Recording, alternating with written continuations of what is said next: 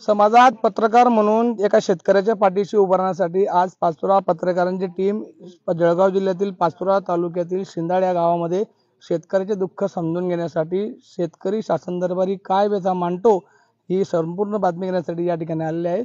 या संपूर्ण बातम्या मधुर खानदेश या चॅनलवरती प्रकाशित होणार आहेत। 2 दिवसापूर्वी घाटनांद्रा परिसरामध्ये सकाळी 9, 9:30, 10 वाजेच्या सुमारास अतिशय ढगफुटीसारखा सदृश्य पाऊस झाला होता। शिंदाड त्याचबरोबर वाडी शेवाडे, सातगाव डोंगरी या परिसरामध्ये हा पाऊस पडला होता। बघू शकतात या ठिकाणी बघा हा मक्का आहे, हा मक्का काढणीवरती होता आणि आता अशी परिस्थिती या मक्क्याची झालेली आहे। आमचं पूर्ण शेत वाहून गेलेलं आहे। प्रशासनाला विनंती आहे, जे खरखर नदीच्या आजूबाजूला आहेत खरडून गेलेल्या जमिनी त्यांचे तात्काळ पंचनामे त्यांनी करावे अशी त्यांना मी विनंती करतो। पण पत्रकार म्हणून जे एवढे मोठे योगदान देतात की शेत शिवारांमध्ये जिथे आपल्या नदी नाल्यांना उतरायला जागा नाही अशाही बिकट परिस्थितीत प्रशासनाच्या मदतीपेक्षाही तुम्ही इथे पोहोचले त्याबद्दल तुमचंही कुठल्याही शब्दात ऋण व्यक्त करता येणार नाही।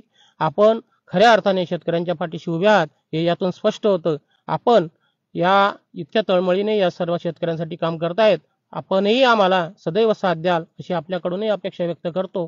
जे झालं ते जाऊ द्या, आम्ही जास्त काही मागणी करत नाहीये, पण जे आमचं नुकसान झालंय ते भरून काढण्याची जबाबदारी प्रशासनाची आहे। जे देतील त्याचा आम्ही स्वीकार करू असं यांनी सांगितलं आहे। गावकऱ्यांच्या मतातून जीव वाचला। आमच्या गावातले गल्लीत लोकांनी आम्हाला म्हणजे देवासारखं आणि याच्यासारखं काम केलं। रडू नका, तुमच्या सोबत प्रशासन, आम्ही पत्रकार, गावातली सगळी मंडळी आहे। काही ट्रॅक्टर वगैरे जे असं नसेल ते सगळं डुबून वाहून गेलं होतं। शिंदाड गावामध्ये ना भूतो ना भविष्यतो असा निसर्गाचा प्रकोप झाला। त्यामध्ये अनेक शेती पिकांचे, शेतकऱ्यांचे, घरांचे, गाई म्हशींचे नुकसान झाले आहे। आम्ही जर मरी जातो तर काय करतो आम्ही इच्छाटले, काय करतो त्या इच्छाटले आम्ही म्हणा लेकरं सगळा उघडा बनणार असतात। पूर्ण वावर वाहून गेले, ढोर वाचले फक्त कसे तरी। काय करायचं, मरायचं विचार होता, मित्रांनी मरू दिलं नाही मला। मुलगा अपंग आहे, लहान मुलगाला शिक्षणाला टाकलेलं आहे, पूर्ण शेती पाहून गेली। करायचं काय?